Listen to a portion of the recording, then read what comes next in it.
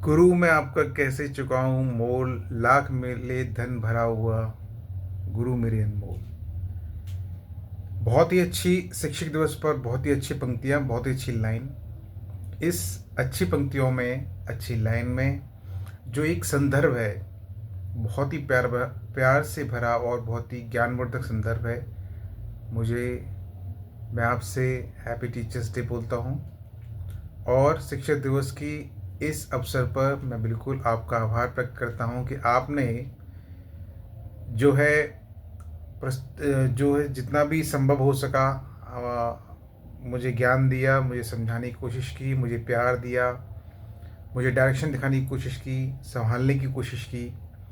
तो बिल्कुल मैं आपको इस शिक्षक दिवस पर, इस गुरु के पर इस टीचर्स डे पर मैं आपको अपना, जिस तरह से आपने कहा कि हम एक अच्छे दोस्त हो सकते हैं, एक अच्छे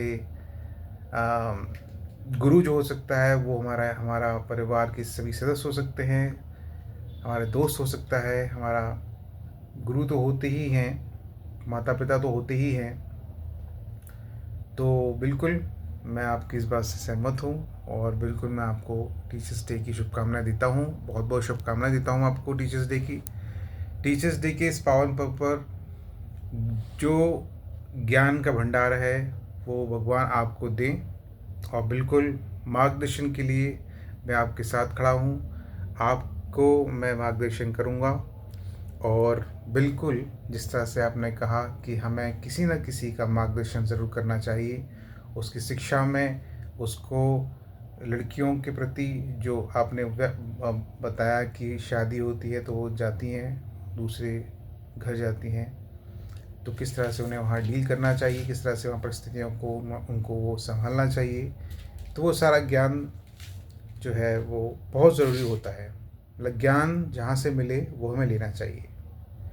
ज्ञान की जो परिभाषा है वो यही है कि हमें जो है खुद एक स्टूडेंट के तौर पर अपनी बात को रखना, और स्टूडेंट के तौर पर चीज़ों को सीखना।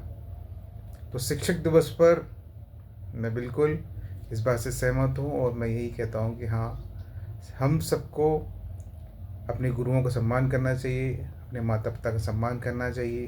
हमारे शिक्षक, हमारे गुरु जो भी हमें ज्ञान देते हैं, जिससे भी जहाँ से भी हमें ज्ञान मिलता है वो हमें ज्ञान अर्जित करना चाहिए, और उस ज्ञान से हमें दूसरों को जो है डायरेक्शन दिखाना चाहिए, दूसरों को ज्ञान देना चाहिए, दूसरों को समझाना चाहिए, उनकी गलतियों से उनको रोकना चाहिए, और अगर गलती होती है तो बिल्कुल डेफिनेटली हमें समझाना चाहिए।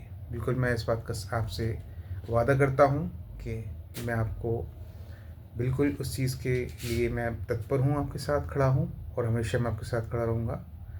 और बिल्कुल इस संदर्भ में मुझे वीडियो बहुत अच्छा लगा, बहुत शानदार वीडियो। गुरु के पर्व पर गुरु की जो एक महिमा है, गुरु की जो शानदार जो कविता है, जो बात है, वो आपने बहुत अच्छे से डिस्क्राइब किया। और बिल्कुल वीडियो आपके बहुत अच्छे हैं। Thank you so much. जय हिंद, जय भारत। खुश रहिए, मुस्कुराते रहिए।